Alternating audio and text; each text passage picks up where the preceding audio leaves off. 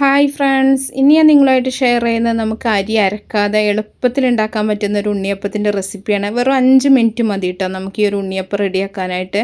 അപ്പോൾ എങ്ങനെ ഇത് ഉണ്ടാക്കുന്നത് നോക്കിയാലോ. ആദ്യം തന്നെ ഞാനിവിടെ ഒരു ബൗളിലേക്ക് 2 ഗ്ലാസ് മൈദയാണ് ഇട്ട് കൊടുക്കുന്നത്. ഞാനിവിടെ ഈ ഒരു ഗ്ലാസ്സിനാണ് അളന്നെടുത്തിട്ടുള്ളത്. നിങ്ങൾക്ക് ഏത് അളവ് പാത്രത്തിനും അളന്നെടുക്കാം കേട്ടോ. കപ്പിന് വേണമെങ്കിൽ അങ്ങനെ ചെയ്യാം, ഇല്ലെങ്കിൽ ചെറിയ ബൗളിന് വേണമെങ്കിൽ അങ്ങനെ ചെയ്യാം.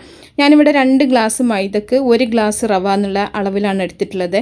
അപ്പോൾ നിങ്ങൾ ഏത് അളവ് പാത്രം എടുത്താലും 2 പാത്രം മൈദ എടുത്തിട്ട് 1 പാത്രം റവ എടുക്കുക കേട്ടോ. അത് ഡബിൾ ചെയ്യുകയാണെന്നുണ്ടെങ്കിൽ 4 പാത്രം മൈദക്ക് 2 പാത്രം റവ അങ്ങനെ എടുക്കുക.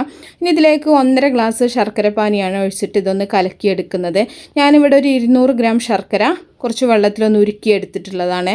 അപ്പോൾ അതൊന്ന് അരിച്ചതിന് ശേഷം 1.5 ഗ്ലാസ് വെള്ളമാണ് നമുക്കിതിലേക്ക് ആവശ്യം വരുന്നത്. അപ്പോൾ ശർക്കര മധുരം കൂടുതലാണെന്നുണ്ടെങ്കിൽ നിങ്ങൾക്ക് കുറച്ച് ശർക്കര പാനി ഒഴിച്ചിട്ട് ഇളം ചൂടുള്ള വെള്ളം ഒഴിച്ചിട്ട് മാവ് ഈ ഒരു പാകത്തിന് കലക്കിയെടുത്താൽ മതി.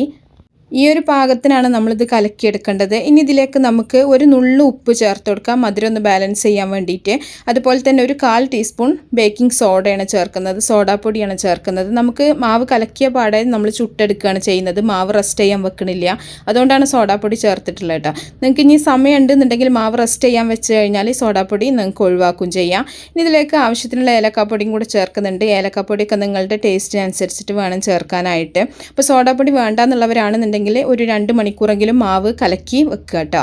ഇല്ലയെന്നുണ്ടെങ്കിൽ സോഡാപ്പൊടി ചേർത്തിട്ട് ഇതുപോലെ പെട്ടെന്ന് തന്നെ നമുക്ക് ഉണ്ടാക്കിയെടുക്കാം. ഇനി ഇതിലേക്ക് ഞാനൊരു ടേബിൾ സ്പൂൺ എള്ളാണ് ചേർത്തിട്ടുള്ളത്. കുറച്ച് തേങ്ങാ കഷ്ണങ്ങളും കൂടെ ചേർക്കുന്നുണ്ട്. എള്ളിൻ്റെ കൂടെ നിങ്ങൾക്ക് കരിഞ്ജീരകം വേണമെങ്കിലും ചേർത്ത് കൊടുക്കുക, ചെറിയ ജീരകം വേണമെങ്കിലും ചേർത്ത് കൊടുക്കുക. അതൊക്കെ നിങ്ങളുടെ ടേസ്റ്റ് അനുസരിച്ചിട്ട് നിങ്ങൾക്ക് ചേർത്ത് കൊടുക്കുക കേട്ടോ. എന്നിട്ട് മാവ് നല്ല പോലെ ഒന്ന് ഇളക്കി മിക്സ് ചെയ്തെടുക്കുന്നുണ്ട്. ഇനി നമ്മൾ ഈ ഒരു മാവ് റെസ്റ്റ് ചെയ്യാനൊന്നും വെക്കണില്ല. ആ ഒരു സമയത്ത് തന്നെ നമ്മൾ ഉണ്ണിയപ്പത്തിൻ്റെ ചട്ടി അടുപ്പത്ത് വെച്ചിട്ട് വെളിച്ചെണ്ണ ഒഴിച്ചിട്ടുണ്ട്. വെളിച്ചെണ്ണ നന്നായിട്ട് ചൂടായി വരുന്ന സമയത്ത് ഓരോ സ്പൂൺ മാവ് കോരി ഒഴിച്ചിട്ട് നമുക്ക് സാധാരണ ഉണ്ണിയപ്പം ഉണ്ടാക്കുന്ന പോലെ തന്നെ നമുക്കിത് ചുട്ടെടുക്കാം. ഒരു ഭാഗം റെഡിയാവുന്ന സമയത്ത് നമ്മൾ തിരിച്ചിട്ടിട്ട് 2 ഭാഗവും നല്ല പോലെ ആയതിനു ശേഷം നമുക്കിത് ഓയിലിൽ നിന്ന് കോരി മാറ്റാം. വളരെ ഈസി ആയിട്ട് ഉണ്ടാക്കാൻ പറ്റുന്ന ഒരു ഉണ്ണിയപ്പത്തിൻ്റെ റെസിപ്പിയാണ് കേട്ടോ. അപ്പോൾ ഇങ്ങനെ ഉണ്ണിയപ്പം ഉണ്ടാക്കുകയാണെന്നുണ്ടെങ്കിൽ നമുക്ക് അരി കുതിർക്കുക അരക്കുക ഒന്നും ചെയ്യേണ്ട ആവശ്യമില്ല. അതുപോലെ മാവ് റെസ്റ്റ് ചെയ്യാൻ വെക്കേണ്ട ആവശ്യമൊന്നുമില്ല.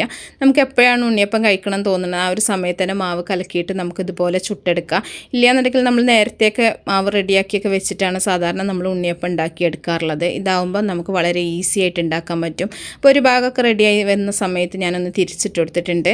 അപ്പോൾ ഇത് നമ്മൾ എണ്ണ നന്നായിട്ട് ചൂടായി കഴിഞ്ഞാൽ പിന്നെ ഒരു മീഡിയം ഫ്ലെയിമിലേക്ക് ഇട്ടിട്ട് നമ്മൾ പൊരിച്ചെടുത്താൽ മതി. ഇത് നന്നായിട്ട് ആയതിനു ശേഷം നമ്മൾ കോരി എടുക്കുന്ന സമയത്ത് നമ്മൾ തീയൊന്ന് കൂട്ടി വെച്ചിട്ട് വേണം കോരിയെടുക്കാൻ.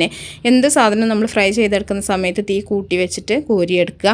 എണ്ണയൊന്നും കുടിക്കാതെ തന്നെ നല്ല പെർഫെക്റ്റ് ആയിട്ടുള്ള ഉണ്ണിയപ്പം നമുക്ക് കിട്ടും. കഴിക്കാനും നല്ല ടേസ്റ്റാണ്. അപ്പോൾ എല്ലാവർക്കും ഈസി ആയിട്ട് ട്രൈ ചെയ്യാൻ പറ്റുന്നൊരു ഉണ്ണിയപ്പമാണ് കേട്ടോ. അത് എപ്പോഴും വീട്ടിലുണ്ടാകുന്ന സാധനങ്ങൾ മാത്രം മതി. അപ്പോൾ നിങ്ങൾക്ക് ഇഷ്ടപ്പെട്ടാൽ ലൈക്ക് ചെയ്യുക, ഷെയർ ചെയ്യുക, മാക്സിമം സപ്പോർട്ട് ചെയ്യുക. അപ്പോൾ നല്ല റെസിപ്പികളൊക്കെ ആയിട്ട് നമുക്ക് അടുത്തൊരു വീഡിയോയിൽ കാണാം. ഓക്കേ.